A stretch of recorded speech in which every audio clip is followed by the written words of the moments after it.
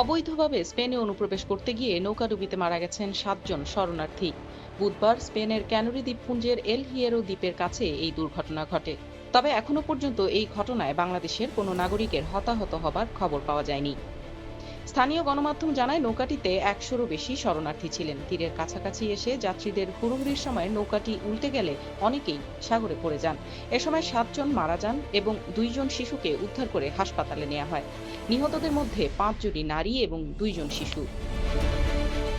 আফ্রিকার পশ্চিম উপকূল থেকে আটলান্টিক পাড়ি দিয়ে ইউরোপে প্রবেশ করার জন্য অনেকেই এই রুট ব্যবহার করেন এবং প্রতি বছর হাজারো মানুষ প্রাণ হারান। 2023 সালে শুধু ক্যানারি দ্বীপপুঞ্জেই পৌঁছেছেন 47,000 শরণার্থী, যারা মূলত আফ্রিকার মালি, সেনেগাল, মরক্কো ও মৌরিতানিয়ার বাসিন্দা।